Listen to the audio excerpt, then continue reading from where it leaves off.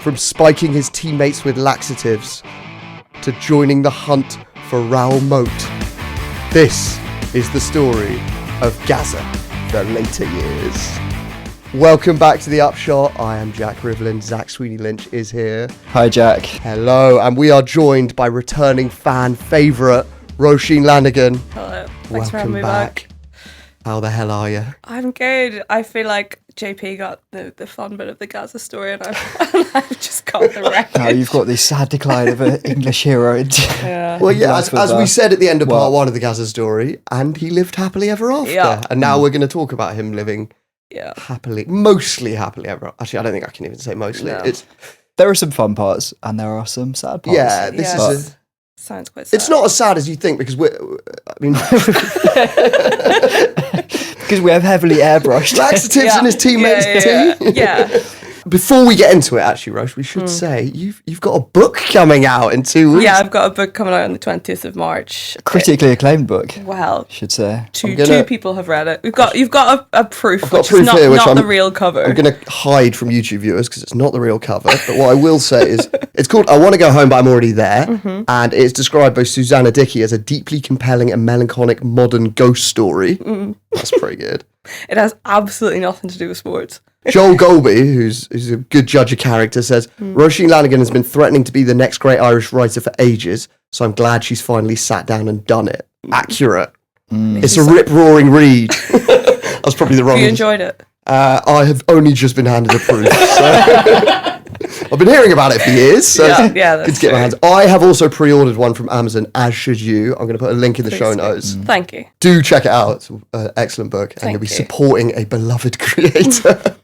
And Gascoigne fan. Yeah, and Paul Gascoigne fan. Yeah. So yeah, look, this episode, Paul Gascoigne is a complicated one, I think, because genius footballer, charming character in many ways, lovable character, but there's obviously a huge darkness to it. We're gonna talk about both aspects of Paul Gascoigne today, so be a mixed bag. But it is a fun story, largely, Zach, isn't it? There's a lot of fun moments.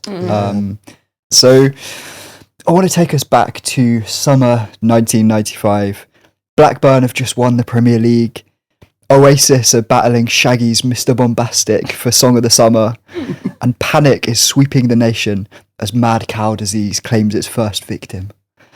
But far away from the concerns of bovine outbreaks, Gazza is holed up in his plush pad in the Rome countryside. So he's just come off the back of a quite tough season with Lazio. They'd got this new manager in, quite a disciplinarian who worked them like dogs, and Gazza was not really getting on with that. So he's sort of mulling that over the summer when he gets an unexpected knock at his front door. It's Walter Smith, the Rangers manager.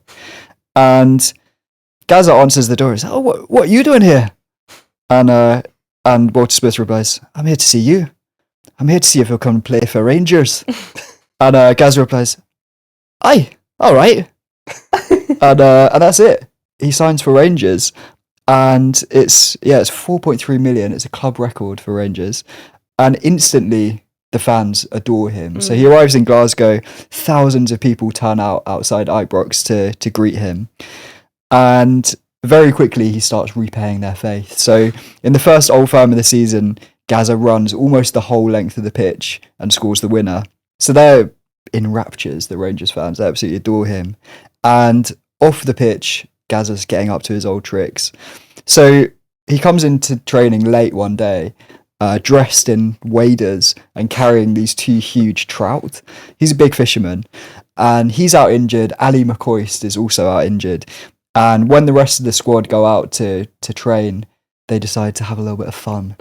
And they open up their teammate Gordon Durry's car and hide these two fish in there. This was like a favourite prank of Gazza's, hiding fish in people's cars. But by this point, he's sort of perfected the prank. So he hides one under the armrest and then puts the second one behind the spare wheel of the car, like right in the back. So Gordon Durry comes back and is like, "Oh, fucking hell, what's in here?" And obviously his car like stinks of fish. He's like searching around for it, finds the fish under the armrest, and is like, "Great, like got it out." Has a go at Gazza and thinks problem solved. But obviously, like, as the weeks roll by, this second fish is just rotting away behind his spare wheel. His car stinks of fish and he just can't work out where it's coming from. He thinks it's still just like lingering from this first fish. And Gazza says that he's like, you know, those Christmas tree air fresheners look like Sherwood Forest in his car. Eventually, like, weeks later, finds this rotten fish in the back. I swear I heard one version of it where he had to write the car off. It just couldn't work out. I think that might be true, actually. There's a lot of, I think you were saying this in the JP episode, or the first episode of Gazza, but like there's a lot of like animal content in his so life. much. Yeah. It's Birds. very 90s. Yeah, what's Wouldn't get away with it now. the ostrich that he kidnaps? Kidnaps an ostrich. There's actually another one coming up. So soon after this, he goes on a golf trip with Ali McCoist and some of their other teammates, and they're driving along like through the Highlands, and Gazza spots a swan by the side of a lock and stops the car. Somehow manages to catch this swan, grabs it by the neck, and just shoves it onto the back seat of the car with like Ali McCoist and his teammates. This swan's like going crazy. He jumps back in and drives off. Aren't they vicious? I know, yeah. Can break your arm. Yeah. Him and Ali McCoist were sort of best mates, I think. There's another story Ali tells about he like wakes up in the middle of the night and he's lying in bed and his wife's like, Ali, there's someone in the house. You can hear all this like commotion from downstairs. So Ali grabs one of his golf clubs and creeps down the stairs and sees it's like a light from the kitchen. He pokes his head round and it's just Gazza with his head in the fridge. He's like, Gazza, what are you doing here? Gazza, I'm just making a sandwich, like, and like doesn't even look out. And he's just broken into Ali's house in the middle of the night. He kind of has this like these really close friendships, like, you know, what's his Jimmy Five Bellies, and then like Chris Evans. Yeah, he's like, he finds these people that are like his best mates, and then like sort of, I don't know, they like replace something. But it's just weird. Like, obviously, who are you close enough to in your real life to do something like that? What, to break into the house and make a sandwich? Make a sandwich. Yeah. I don't even, I wouldn't even put my shoes on in someone else's size. You're right though. He has these like really good mates. Although, And they're also very, very sort of forgiving. Yeah. I guess like he would be a very fun person to hang around. Yeah. yeah, there was a guy he was at with Everton later in his career, but it feels relevant now. He said that he was driving Gazza to some like media event, and he had this like big stack of photos of all the players in his car. Gazza was sitting in the back, and he was like, "Can you just sign the photos of yourself? Just write best wishes, Paul Gascoigne, just like while we're here, because I need to give them out." So Paul does all those, and Paul's like, "Do you want me to sign all the other players as well?" And he's like, "No, don't do that." And Paul's like, "No, I'll do it. And so he signs all the other players. Literally, there's like 300 photos in the back. He signs all of them. Best wishes, Paul Gascoigne. And the guy's like, very fucking funny. And then Gazza's like, "Do you want me to do the car as well?" Starts signing the windows, the headrests. By the time they get to this function, like the whole car's got best wishes, Paul Gascoigne written on it. Jesus. Anyway, they get to this event, they do it. Gazza's being a bit fucking annoying. They go. He refuses to take Gazza home because he's so annoyed by it. But he goes home, gets back, and he's got a bit of shopping in the car, unloads it in the house. And the next morning, his wife's making breakfast, and she's like, "Why does all the toast say best wishes, Paul Gascoigne?" And he'd taken out each slice of bread individually and signed it, "Best wishes, Paul Gascoigne." Stuff like that. And he's like, by that point, I was laughing again. Yeah. That's so good. It's such a commitment into the net. So outside, when he's not pranking his teammates, Gazza has a brilliant first season at Rangers. They win the league. They also get to the Scottish Cup final against Hearts. And before kickoff, it's at Celtic Park, and before kickoff, all the directors are in the directors' lounge, just like the Hearts and the Rangers ones are all in there, nibbling their vol au vents and talking about the game. And just before kickoff, Gazza bowls in full kit, pours himself a whiskey, necks it, and then just pops out again Before before kickoff, goes down to the dressing room. And in the game, so Rangers are 2-1 up at half time, but just before half time, Hearts have pulled a goal back, and as they come off, him and Ali McCoist get into a huge row. They're like, the teammates have to intervene, drag them apart. The refs are trying to drag them apart as well. And as they get into the dressing room, Ali knows to sort of keep his head down because the manager's going to have a go at them. But Gazza apparently just like is still going at him. And Walter Smith, the manager, snaps, grabs Gazza by the throat, lifts him up, and hangs him off one of the pegs in the dressing room. And it works. Well, he calms Because, down. he calms down and goes out in the second half, scores twice, and Rangers win 4-3. Gazza's quite a big guy Yeah. to be able to do that. Yeah. Hang him on a peg. Yeah, Is Walter yeah. Smith I guy? guess he must be. I have no idea. I couldn't tell you. It kind of reminds me of, like, you know, when you have like a small dog that's being very badly behaved and you put it in our jail, so you just hold it up and then it When it just flails. yeah, that was actually- and then it calms down. like and a you're wood like, house. Ali McCoy, it was Ali McCoy who told this story. He said that Gazza was like hanging on this peg and you could just see his legs like waggling. Yeah, like a wood louse on his back. Anyway, so they win the final, and apparently after the game, Walter Smith still bans him from the party. I guess he's still pissed off at Gazza, but Gazza still turns up and ends up dancing completely naked on the table. He gets Beautiful. naked quite a lot. Mm. Yeah, Nudity he and does. animals are Yeah. the two cornerstones of his humour, I think. Mm. Yeah, mean, they are- and shitting, but we haven't. Oh, I mean, Yeah. we're actually just coming onto it. So Oh, right. apparently after that final, apparently the Celtic Park cleaning ladies refused to clean the hot tub because the Rangers players had soiled the hot tub. Well, they chat in it to celebrate. Shattered and pissed. Is that what soiled means, or could it be drinks? No, it was Jizz. sealed. Oh, yeah. Could be. Could be Could have been or a mixture of Have you everything. considered? Could be all three. Could be, yeah, Well, yeah. there you go. That's what Rangers They don't like. are like, I guess. There you go. Wouldn't expect anything else. Yeah. Could happen today. Could happen in the moment. I guess also because the final was at Celtic Park, maybe they were just like taking liberties, really enjoying it. unsportsmanlike. Yeah. I just can't imagine ever Shitting in a hot tub shitting in a hot tub. Apparently, as a gag. Yeah. Yeah, maybe by accident. Yeah. Sure. Gary Lineker talks about like being on England duty with Gazza, and after the games, I think they had these sort of like communal baths that the players would get into afterwards, which already is quite weird, and they'd obviously be muddy from the mud from the pitch, but Gazza would sometimes, as a prank, just shit in the bath.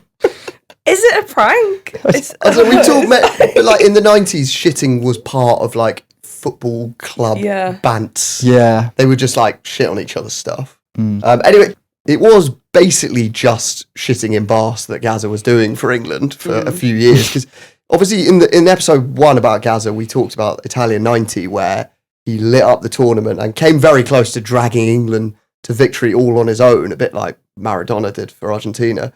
But since then, things had not gone well with England. So Gazza missed Euro 92 with injury. England failed to qualify for the 94 World Cup. And then after that, he got injured for 15 months. So he barely played for England between Italia 90 and the mid-90s. But Euro 96 was now approaching. And it had all the ingredients for some Paul Gascoigne magic. Gazza was fit.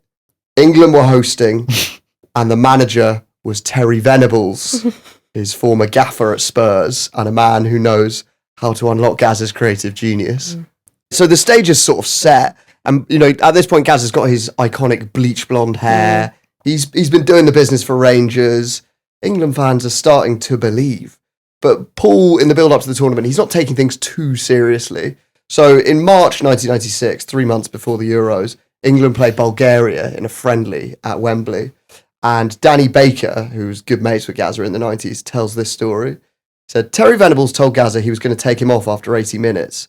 Gazza passed this information to me and Chris Evans and told us to bring a car and be outside a specific door at Wembley 10 minutes before the end of the game.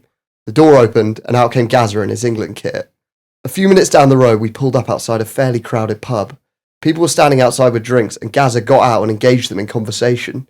The game was continuing on TV while Gazza was standing there in his England kit with a lit cigarette. It's pretty good.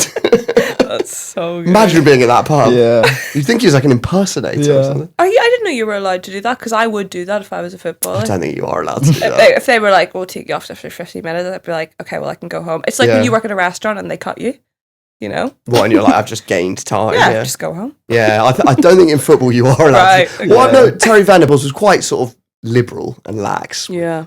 And of course, his liberal attitude to squad behaviour was about to be put to a severe test when Terry took the team on a pre-tournament warm-up tour of China and Hong Kong. So very different environment to what, footballers are used to. But, Terry's thinking, right, get them out there, play a couple of quite easy fixtures, see the Great Wall of China, the Terracotta Warriors, the 6 Yuan Wong Tai Sin Temple, which is in Hong Kong, by the way. Did Gazza insist that they go and see Yeah, that? that was on the bucket list. So, they checked all that out, although things panned out slightly more rowdy in the end. So Robbie Fowler says in his book, the tone was set on the flight out. Gazza got involved in a row with one of the stewards on the plane and ended up having a bit of a scrap. The pilot saw his arse and said he was going to stop the plane in Russia and boot us all off. It's like a parent being like, I will stop this car. I will turn this plane around. Yeah. Or land in Russia. Also, like, the pilot saw his arse. Makes it how? seem like Gazza's not done anything, but because obviously he just got his arse out, right? How did the pilot see it though? Was it on like CCTV? I can't imagine Gazza spotting a camera. I'm thinking Gazza knocks on the cockpit door. Yeah. Or pushes it open and then moons them and they turn around and see it like that. Apparently he was trying to get in the cockpit to be like, let's have a go, fly in the plane, kind of thing. Anyway, so they go on this tour. They play these quite low-key games against a Hong Kong 11, which they win. And then on the final night of the tour, it's Gazza's 29th birthday. So he's not really precocious anymore. No, he's like later, an adult. Later Gazza, yeah. Shouldn't really be asking to drive the plane. Yeah. But anyway, so Terry's like, yeah, you can all have the night off. Like, we've played our games. Sure, it's the Euros in 2 weeks, but go and have a night off, have some drinks for Gazza's birthday. And so they do. And this leads to one of the most infamous nights in the history of the English football team, because this is the night of the dentist chair. So basically, they all head out to this this club in the seedy Lang Kwai Fong district of Hong Kong. And there, the players get quite smashed. They start ripping each other's shirts, and then the barman straps them into. He's got one of those dentist chairs where you can be rocked backwards. So it's a real dentist chair. Yeah, or a chair resembling I always one. thought that it was just that they mimicked a dentist. They might have chair. been, yeah. Right. Not exactly sure from the picture. It was a decommissioned dentist chair. So Teddy Sheringham's strapped in. He's got 2 bottles of spirits pouring into his mouth, mostly all over his face, as the barman sort of holds his head down. And they all had a go. And apparently it was they were quite drunk, but it wasn't total chaos. But unfortunately for the England players, photographs were taken and these made their way to Fleet Street. Yeah. And the next day, as the players prepared to fly back to England, they are met by the front page of The Sun. The headline, "Disgrace Fool." Look at Gazza, a drunk oaf with no pride, reads the story. And yeah, it's Gazza. Very harsh. It's his birthday as well. Yeah. This is not... It's weird that they zero so much in on Gazza, but I guess he is known for being the most rowdy. You do forget that, how cruel they were this year, the 90s. Oh, yeah. Also, this is 2 weeks before the Euros, so it's, I guess this is the start of that golden era of the tabloids. Yeah. Beginning a tournament by just taking the England team down. But yeah, so there's a picture of Gazza with his shirt ripped and Teddy Sheringham and Steve McManaman. They're smashed. It's hard to imagine now. Yeah, you could not imagine. It would never happen now. Anyway, so they wake up after Gazza's birthday and it's all hell's broken loose. These stories have hit the papers. But they've still got to fly back and they're fucking hungover. But you think, keep your head down. And to be fair, at first Gazza he falls asleep on the flight. And then Alan Shearer slaps him for a joke. And Gazza flies into a rage. He kung fu kicks several TV screens, smashing them. Jesus. Anyway, so they land to Heathrow and they are met by total condemnation because now the second story is broken that Gazza smashed up the plane. How did that leak from the plane? I think the staff on board got off the plane and were in tears. The Daily Mail described the England squad as drunken, flatulent, screen-smashing yobs. Flatulent. Yeah. That feels so unnecessary. I guess that was from the air stewardesses, probably, right? Yeah, maybe there was some farting. Yeah. Some fart pranks. That feels like the least of Yeah. I'm now thinking, did he open the cockpit door, fart, and then start? I'm now thinking, and that's the arse bearing thing. That would make sense. In a poll of Daily Mirror readers, 86% say that Gazza should not be allowed to play in the Euros. So he's public enemy number one. Although, for Mike Sacco from Knightsbridge, there is a bigger matter at hand. He sends this fax to The Sun. Has everybody overlooked the fact that England were travelling on Cathay Pacific? Should the national team not be flying our flag and using British Airways? Also, rookie error because Cathay Pacific is one of the best products in the sky. Yeah, I guess in the 90s, BA was still like a prestige national thing. And to fax it over. Fax that in. The level of effort to do that. I'm really picturing him just like getting out his spectacles, feeding it in. typing. Just like watching it slowly go, like shaking Cathay Pacific. bit by bit. in his Knightsbridge pad. Anyway, so it's the England team they're under the pump a bit here. They haven't even kicked a ball in the Euros and everyone hates them. 86% of people want Gazza out the team. Oof. But Terry Venables actually uses it to create a real siege mentality. Around Gazza. Yeah, well, around the whole team. So he gets the squad, they agree they're going to release like a joint statement, all taking responsibility, so that no one has any heat on them individually. And the squad are like expecting a big punishment from Terry, and he's like, I'm not going to give you any punishment. Like, let's just go out there and prove everyone wrong. And all is soon forgiven and forgotten. So England, they open against Switzerland, they draw, it's not that impressive. But then they're playing Scotland in the second match, and Gazza, with a moment of magic, earns the forgiveness of the nation. Obviously, everyone knows this goal, but he flicks it past Colin Hendry and then volleys it past the keeper, and then he lies back with his mouth open and the players squirt the water in his mouth, which is great celebration. It's pretty rare that you see like after a scandal like that as well. The cheekiness of it is peak Gazza, really. But like he's made the rest of them cooler as a result. You just can't imagine. I would not be able to imagine the England team doing this. No way. They're way too like pious, and they're quite like Dove beauty advert. Like her England team. they're very just like whatever you want to be. Yeah. Like it's like that vibe. It's quite sort of it's like straight faced, earnest. Is the word I'm looking very for. earnest. Yeah. But I think in this moment you've got everything that makes Gazza so lovable. It's like footballing genius, and then the cheekiness and humour. I like. Obviously he planned that, but it's wonderful. And from that point on, England's tournament is really underway. Like all that resentment about Hong Kong is totally forgotten. Just goes. How did it go down in Scotland? Because obviously, is he still playing for Rangers at this point? Yeah. Right. And they are they happy with what that? with the goal that he scored against them? Yeah. Well, actually, so apparently a lot of Rangers fans were actually celebrating that goal.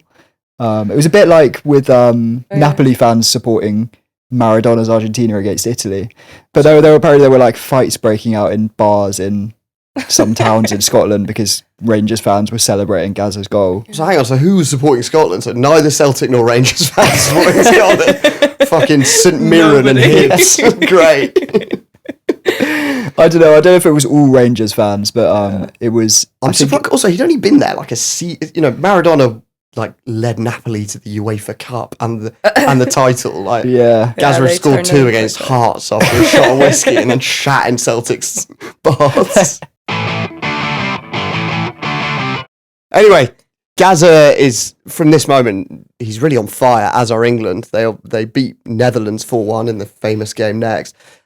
Paul develops his own special ritual at this point to get in the zone, which is touching Les Ferdinand's cock. So Les Ferdinand is a substitute for most of the tournament, I would say. But Paul develops a special interest in him. Here's him telling the story years later. All the players are naked getting ready, and I swear down, I just looked over at Les Ferdinand's cock. Fucking hell, the black guy, Les' cock was like this fucking mate, and I went, wow, Les, fuck me, please let me have a hold of that. I went, fuck, Gazza. I went, please, I play well, man, fuck me. I said, I must have been in the back of the queue when them were giving out. So imagine, I've already been with Teddy Venables at Tottenham, and he looked at Teddy Venables and went, So I went, oh, Les, please, he went, are you fucking serious? I went, come on, I play well. So I had to wave it, not a hold it, I fucking wave it. I went, wow, I want to play well. I went out and played fucking really well, right? So imagine the second game we played Scotland. Fuck me, how well Les. I had to hold of it, imagine how Les felt when I scored that goal against fucking Scotland. He was like, oh fuck. And like, as the tournament went on, I got to the stage before I went out of the dressing room. Les Ferdinand was at the fucking door like that. Hurry up, guys, I'm on that. I did read an interview with Les Ferdinand about that when he was like, I have no recollection of that happening. I was going to say, like, these stories that Gazza tells, like the Thatcher one that he told about getting hard when he hugged Thatcher. It's just like, there's no one making you tell these stories. Like, you can just stop and no one would have to know this. Like, the after dinner speaking circuit are making it. Yeah, I suppose. Anyway, England reach the quarterfinals. They draw Spain, and Gazza's nervous. And when Gazza's nervous, he goes a bit mad, a bit hyper. And so Terry Venables instructs goalkeeper David Seaman to take him fishing, because apparently that's the only time, apart from when he's playing football, when he's fishing, that he sort of calms down. And Gazza's so nervous, in fact, that he decides to take a sleeping pill just to sort of take the edge off. Before the fishing trip. Before the fishing trip, yeah. Right. And David Seaman says they're sitting in the boat, and Gazza gets a fish on his line and leans over the edge of the boat to have a look and proceeds to fall in the water. And Seaman's like, fuck's sake, drags him out and rows Gazza back to the bank. And he's like, go, I've got a change of clothes in the like fishing hut just there. Go and get changed. And Dave Seaman returns to his fishing. He just looks back at the bank 2 minutes later and Gazza's just soaking wet, fast asleep on the bank. It's just like, fuck's sake. Anyway, as we all know, semi-final game, Gazza again plays really well, but he's probably most remembered in that match for a very famous miss. It's golden goal, next goal wins. Alan, he was there and then he thought the keeper's going to get a touch, so he stops. Yeah. Euro 96 was my like footballing coming of age, and I honestly still have dreams about that moment. Genuinely. What might have been. I think that's the closest England have come. Yeah. Anyway, yeah, back on that distressing night at Wembley. Gazza misses that chance by millimetres. The game goes to penalties, and of course, Gareth Southgate misses, and England are out of Euro 96. The dream is over for England and for Gazza.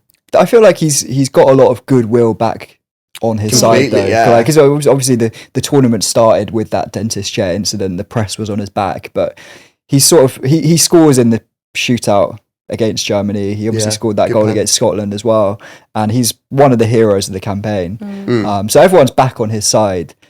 And then that summer, he gets married to Cheryl, his long-term girlfriend. They've been together for about 6 years, and they have this big wedding. Hello magazine has the exclusive rights for the photos, but very quickly things go downhill. So we talked about in our previous episode, Gazza had been abusive to Cheryl for a while, and just 4 months after the wedding, he beats her up really badly at a hotel in Scotland, and pictures come out in the press, and obviously it's a big scandal. And yeah, we talked about it on the previous pod. We won't go too much into the details because it's really grim. But yeah, you kind of can't tell Gazza's story without mentioning. Was it sort of throughout their 10-year relationship or however long it is? Yeah. They do end up divorcing a couple of years after that. And to her credit, she's actually very supportive to him later when he's going through into rehab, and she's also been very vocal about supporting domestic abuse charities, that kind of thing. So yeah, I mean, that must take a lot to have been publicly beaten up by a man, and then be able to come out and say, it's a complicated picture, and not excuse what he did, but sort of situate it in the context of everything. Do Rangers even suspend him? No, I don't think so. So that season, he's back at Rangers. That's obviously, like we were saying before, he'd scored that goal against Scotland, but they still embrace him. He has this horrible domestic abuse incident, but they stick with him, and he kind of just gets back to his old life, really. So Rangers have a really good season. They win the double, 9th league title in a row, and the following summer they sign the young Italian prodigy Gennaro Gattuso, who's 19. He's obviously moved over from Italy, which is a deeply Catholic country, joined Rangers, and he says that he comes into the dressing room wearing this big cross around his neck, and he gets some funny looks from some of his teammates. Gazza gives him his own welcome, though. He shits in his socks. Right. What, one in each sock? I don't know, actually. How many socks? I think I like to think it was both socks. Is that a sectarian hate crime? No, No. I don't think so. I think Okay. this is just I think that's like a friendly welcome. yeah. Okay. Because I read that also Gazza was secretly paying for Gattuso's suits. yeah. So Why? Gattuso tells this story. See, he like tells a story about Gazza shitting in his socks, but then it's like actually he was really nice. I Because think he spoke because Italian. Gazza speaks a bit of Italian from his time at Lazio, so he really takes Gattuso under his wing. Rangers used to have this policy that players had to wear suits to training. But Gazza, after Gattuso signed, takes Gattuso out to get a suit, takes him down to this tailor's, and they get 7 or 8 suits, and he tells Gattuso that the club is going to pick up the bill for this. It's about 10 grand, and Gazza like pays on his card, but it's like, yeah, the club will pay. And it's only years later that Gattuso finds out that wasn't a Rangers policy and that Gazza had just bought the suits for him. Was he not like a well-known player? He was young. He wasn't He rich. was, Okay. yeah. Do you think Yeah. could you extend your kindness to not shitting in my socks? Yeah. Do you know what? I don't need the suits, but I also don't need the shit. There's no like Oh, you're gonna through shit in line. these It's just suits as well? chaos. Yeah. It's like yeah. Yeah. Well, isn't there another Gattuso story where like in his early training sessions he doesn't speak any English, and so Gazza's having to translate, and Gattuso's like a real hard tackler, and everyone's like, "Can you just calm down a bit? It's training." And so they tell Gazza, "Can you tell him?" And instead Gazza's like, "The gaffer wants to see way more from you. You need to go in way hard." So he's just like 2-footed flying in on everyone. That's so good. By the final year of his Rangers stint, though, Gazza's going out a lot, drinking, partying, and his form's suffering on the pitch. He's also making pretty regular trips down to London and really enjoying this celeb lifestyle. So there's this one story, he's at the Groucho Club and he runs into Liam Gallagher, and Liam Gallagher's like tucking into his steak, and Gazza goes over, says hello, sits down with him, and they're chatting for a bit, and Liam Gallagher goes off to the toilet, and while he's in there, Gazza tucks in, just eats his whole steak, and Liam comes back, he's like, "Where's the fuck's my steak?" And Gazza's like, "Oh, I ate it." And Liam disappears off to the bar, and Gazza thinks that he's just going to go order another one. And Liam comes back with a fire extinguisher and just empties it on Gazza. So yeah, there's another trip to London. He's actually out injured for Rangers at this point. He comes down to London with his leg in a cast and meets up with Danny Baker and Chris Evans, the radio DJs, who they're sort of his best mates at that point. Also, they are really famous at this point, aren't they? Yeah. Chris Evans is like one of the most famous like celebs. Apparently the press called them the Three Musketeers. But anyway, he comes out, he meets up with them, and they're on a day out somewhere, and they're stuck in traffic in a cab, and Gazza just decides to jump out the cab and get on a bus and convinces the bus driver to let him drive, which somehow the bus driver just agrees, and Gazza like drives this bus down like Marble Arch through Piccadilly Circus. Gazza said, "Oh, it was great because we were singing 'We're all going on a summer holiday,' and everyone started joining in." That does sound great. It sounds fun. Well, after that, he gets bored after a while and gets off the bus and goes up to a road worker and asks if he can have a go on the pneumatic drill. Jesus Christ. Do they let him? They also just let him. It seems like all of these people are just sort of, I don't know. There were less rules I guess- back then. Yeah. In society. Yeah. But I it's think just- so. Everyone just There are says, too many just now. says yes. It was like the 90s, not Yeah. But I think it's Yeah. still true. I guess to There's be no honest, phones. if I had a pneumatic drill and Gazza came up and asked me Yeah. for a go, I probably would say yes. Anyway, apparently Gazza thinks that he's got away with this bus thing and gets back to his hotel room, switches on Sky News, and there's a reporter on there just being like, "Paul Gascoigne was seen 20 minutes ago driving a double-decker bus with 70 passengers on board through Marble Arch."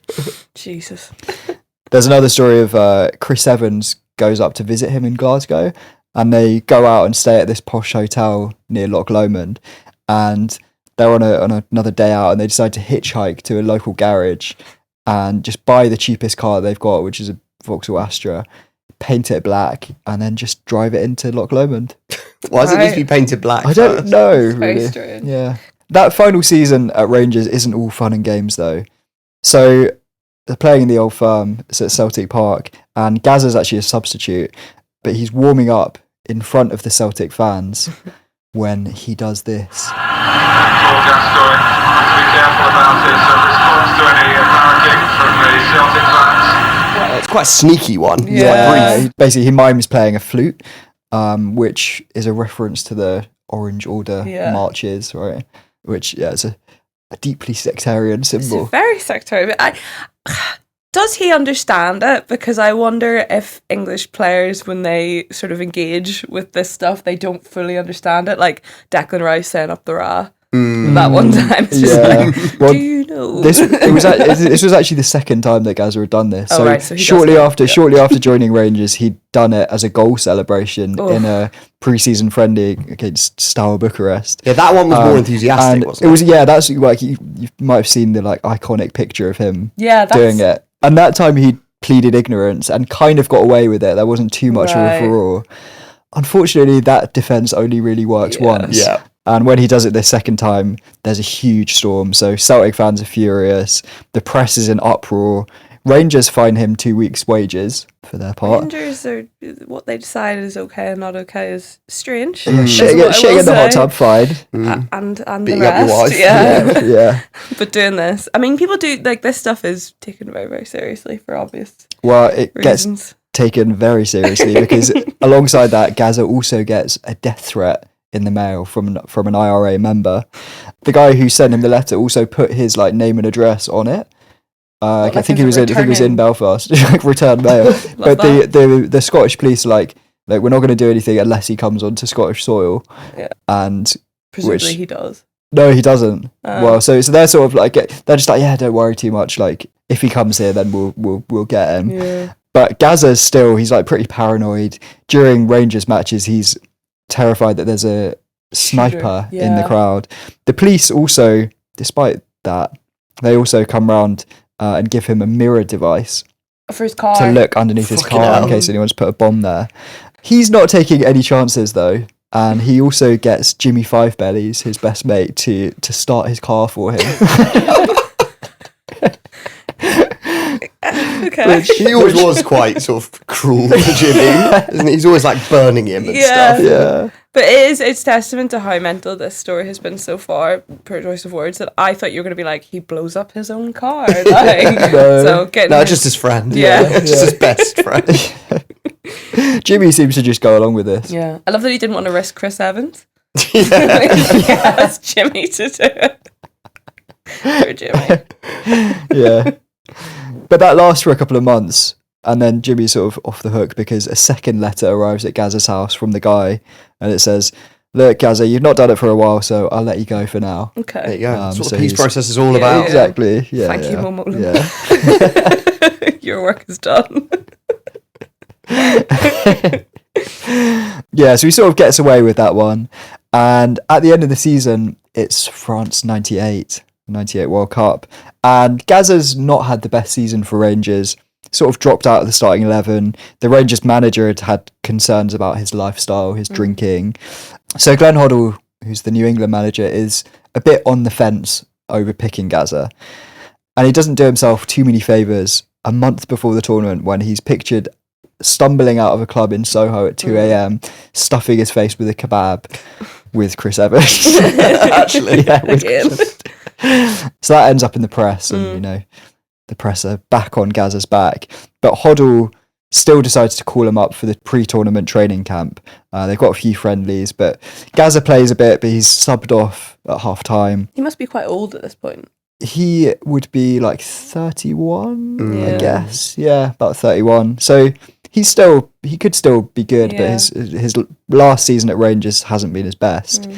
He's also just split up with Cheryl. Right. The divorce is going through, and apparently before kickoff in one of the warm-up matches, Gazza's just walking around in the centre circle on the phone to Cheryl.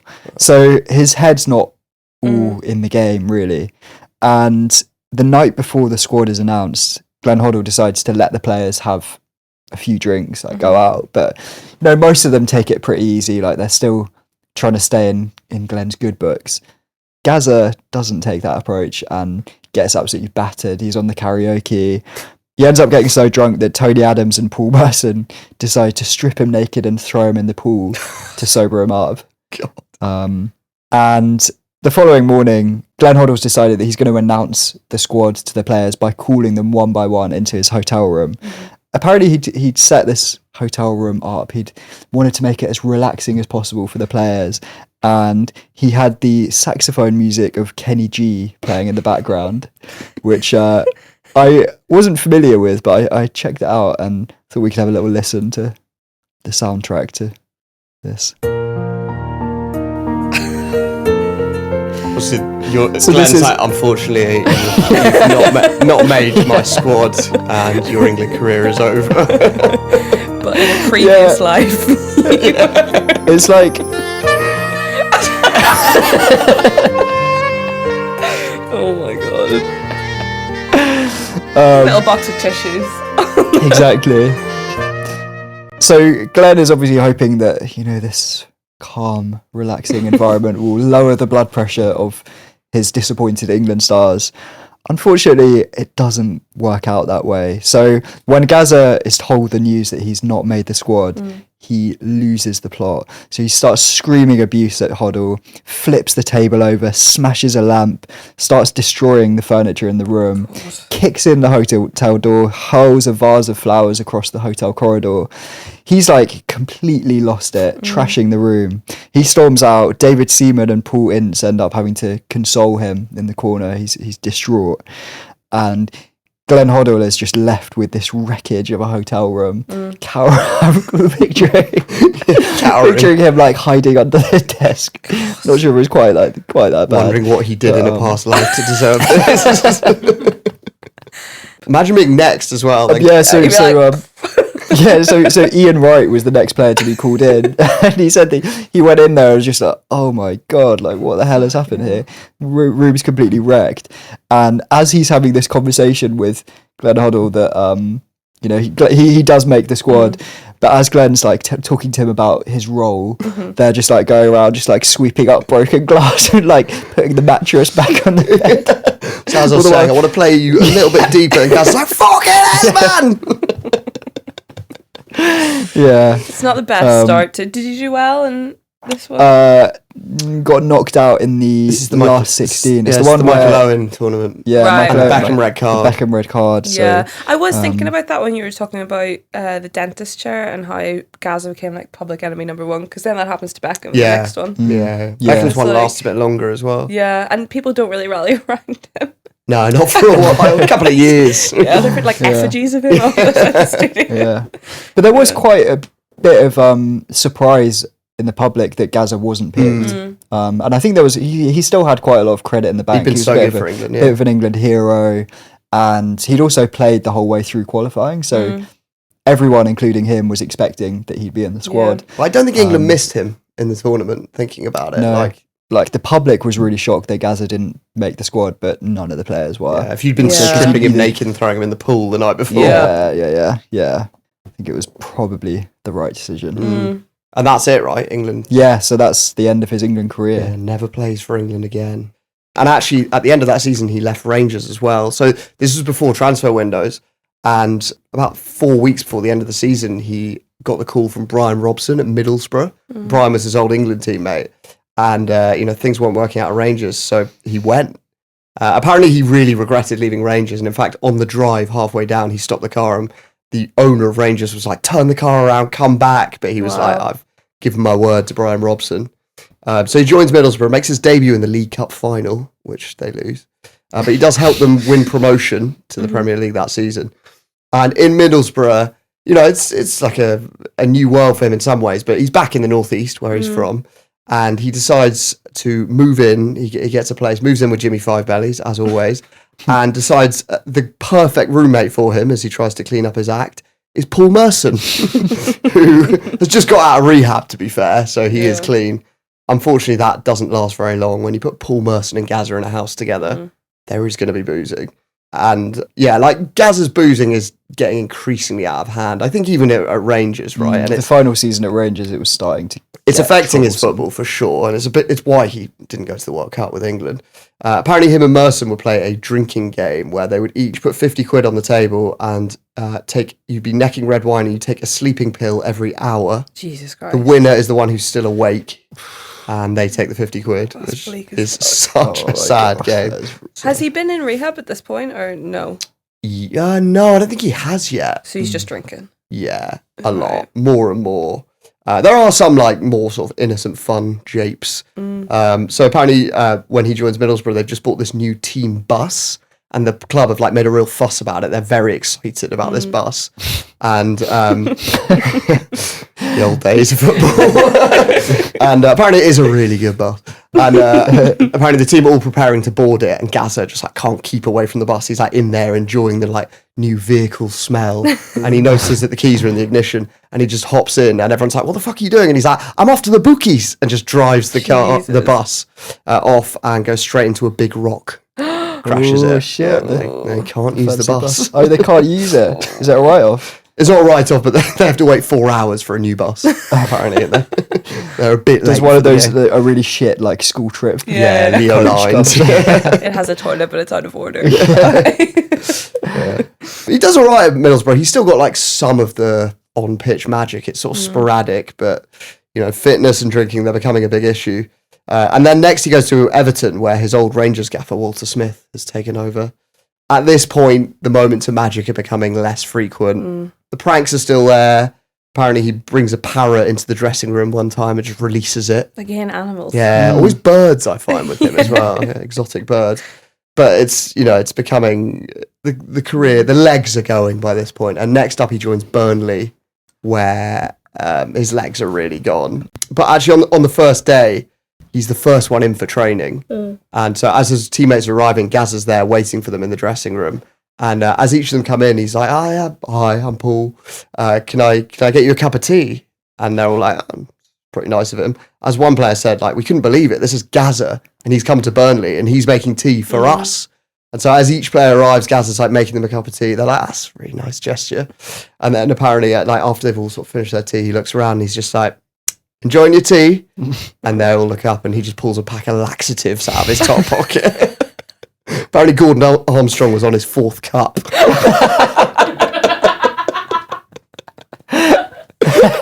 That's your own fault for drinking 4 cups of tea in one sitting. Yeah, that would make me need a shit, let alone the laxatives. Also, just sending Gazza to Crazy make behaviour. each one. Yeah. Apparently the first guy he asked smelt a rat because Gazza kept offering, so he was like, "I'll make my own." But loads of players were like, "Oh, yeah, cup of tea from Paul Gascoigne." God. Yeah. So he sort of, you know, makes an impression on that front, but he doesn't do much on the pitch.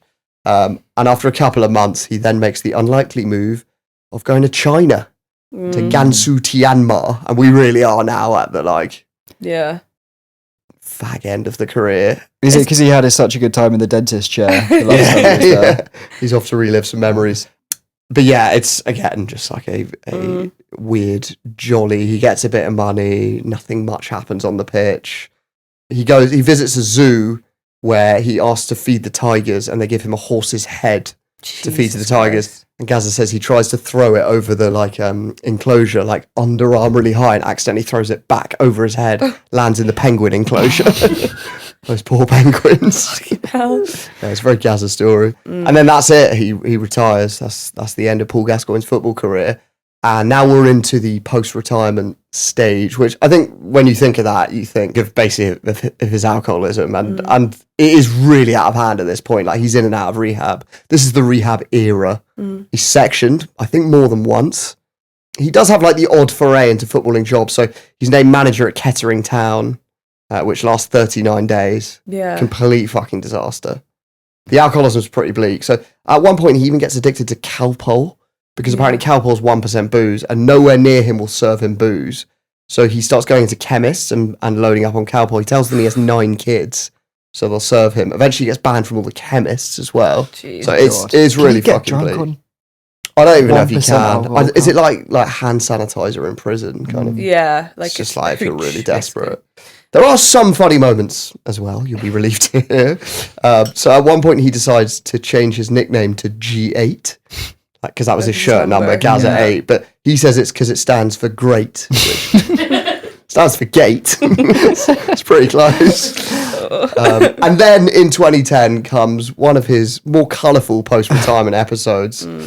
This is the moment when crazed killer Raoul Moat is on the loose. So Moat has just killed one victim, he's wounded 2 others in a 2-day shooting spree, and he's evaded police for days by camping out in the Northumbrian countryside. It's the biggest manhunt in British history. This is the funny bit. Yep, this is fine. One person is Slim dead. Pickens, yeah. What comes next is a little bit comic. So the police are actually, they're willing to try a lot to catch Raoul Moat. So they even enlist Ray Mears, the bushcraft guy, because apparently they sort of narrow Moat down to this like 4-mile radius. The net is closing, but they need someone who can like look for signs of disturbance in the ground. And Ray Mears is obviously an expert at this. Anyway, the police clearly are willing to try a lot if they're going to enlist like reality TV stars, but they do draw the line at Paul Gascoigne wading in 14 lines of coke deep. Because basically Gazza is at home, and like it is in many ways quite a sad story because Gazza's at home like smashed. He said he'd done 14 lines of coke, and the TV news is on. He's watching this Raoul Moat thing, and I'm still unclear about whether Paul Gascoigne and Raoul Moat were like old friends from the Newcastle club scene, or if Paul Gascoigne just imagined this. But at some point, he was a bouncer. He was a bouncer in Newcastle, and the so versions I heard was he was like, "Yeah, me and Morty, we go way back." But I don't know if that was just a figment of the like coke-addled That imagination. will happen after 14 loads of coke. Yeah. Anyway, next thing we know, Paul's in a taxi to the Northumbrian countryside, and he rocks up outside the police line. So apparently these coppers are just like, you know, if you're standing on a police line, you're actually quite bored. You're there for hours. Cold. The odd TV crew, yeah, but you're basically cold. And then suddenly, out of a taxi emerges Paul Gascoigne, and he's holding a dressing gown, 4 packs of beer, some raw chicken, and a fishing rod. And the coppers are like, "What the fuck do you think you're doing here?" And he's like, "I'm off to see me mate Morty." Like, what? And he's like, yeah, let me through, I'll talk to him. And they're like, oh. And then they're like, well, how do you know where he is? And Gazza tells them that he can see the beam of the helicopter shining on Moat's location. Actually, he's pointing at a star. Oh, yeah. Because I was going to be like, bad police work. He's exposed some. Yeah, he's actually cool. Amazing if he had caught Raoul Moat. Unfortunately not. Anyway, so they eventually are like, I think Gazza does persuade the guy on the police line to radio his supervisor and be like, Gav, I've got Paul Gascoigne here. He says he knows Raoul Moat. Can he come in? Raw chicken for him. Should I send him in? And they're like, absolutely not. So anyway, they send him packing, and somehow TalkSport find out about this, and he gives an interview that night, basically explaining it. Yeah. Anyway, he said that he woke up in the morning with like hundreds of texts. Yeah. And he was just like, what the fuck have I done? And he like looks up and he's got like chicken, fishing rods, and he's just like, fuck, I must have done something really bad. Were the texts from LBC? Do you know? Yeah. Get them on. The sun. I think he kind of laughs about it. Like, it is kind of funny, but mostly pretty sad. That is like sort of the nadir, I think. Because these days he's seemingly a bit better. But so is Gazza, is he sober now? I think he's doing better. So he's done a lot of like reality TV in recent years. He did an Italian quiz show where his Italian's really good. And he looked good. Lazio. Yeah, from being at Lazio, yeah. And he did this, we talked about this on the first episode, but he did this reality TV show, Scared of the Dark, where he mainly impressed everyone by admitting to having a wank in number 10 Downing Street after meeting Margaret Thatcher. And I looked up latest, like, you can never quite tell. It seems like he's doing better. Last year he told an interviewer that he's replaced booze by drinking caffeine. He drinks 6 coffees by 10 a.m. and gets through 15 packets of mocha a day. Jesus. Yeah. I feel like, with Gazza, not to get too dark for it, but it's just like he clearly does have addiction issues, but like no one really address, like even when he's bigger, it's just like, oh, he's just really chubby. It's like he can be addicted to anything that will like give him He lives with comfort. his agent now, and I think she seemingly is like pretty good at taking care of him, and I think he's doing okay, but like I think it varies. Yeah. And he was doing like podcasts and TV shows last year, and he was like, he looked healthier. Yeah. But it can change quite quickly, obviously. And he was diagnosed with bipolar, wasn't he? So like it makes a lot of the, you can just see that it's like episodes of mania. Yeah. And a lot of these things. Yeah. But, yeah.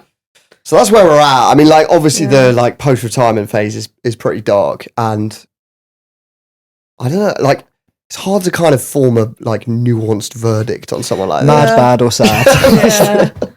Possibly all three. I mean, also, like, we didn't get into this, but like his phone was hacked for like Yeah. for years and years, and he says that contributed to like a lot of his alcoholism because he just thought he was paranoid, and people were telling him that he was paranoid, and he couldn't remember if he told people stuff or if it had come from like the hacks. So like, I don't know. It's just Yeah, like I don't think like you can boil people down to just being like, is he a wrong-un or not when it's this complicated? But like, I feel like a lot of the stories again are just like, to be able to have done these things, he had to be pretty isolated. Like he just decides to do something and he goes to do it. There's no one that's sort of... Yeah, that he also just, I feel like, has quite a lot of enablers who just, like, he's such a maverick character that he needs people around him who are able to sort of like rein him in and like look out for him, really, which I just don't think he did. I think he had people who were just like sort of poking him and being like, do something funny, giving him booze, like encouraging him to be this like mad character when what he needed was like an arm around the shoulder. That said, like I think Cheryl, his wife, was probably doing that really, and like tried to, you know, be a good influence on him, and he was obviously abusive to her and did some really nasty things. So it's a difficult one to like categorize him, really, because he's done a lot of like bad things, but also a lot of really funny things. And he's just one of the biggest like characters of sport really ever. I guess like aside from like other people's responsibility for, you know, how he is, I'm not questioning my own my instinctive thing is like, oh yeah, I love him, he's a colourful character who's like been through some dark times, but like, are we a bit forgiving of a guy who beat up his wife constantly because he fucking volleyed it past Andy Gorham and like steals buses? I don't know. Like I'm more confused now than when I started the pod. I don't know. I think it's just. I don't think it's bad to talk about like him as a colourful character, but as we've just done. But yeah, you do just have to acknowledge like the sad parts and the bad parts. I think you're talking about what Gazza represents, the time period that he represents. A phenomenon. True. All right, well, that was a complicated one, but enjoyed it. Roche, thanks a lot. Thank you for having me. Zach, thanks a lot. Thank you. And thanks a lot for listening.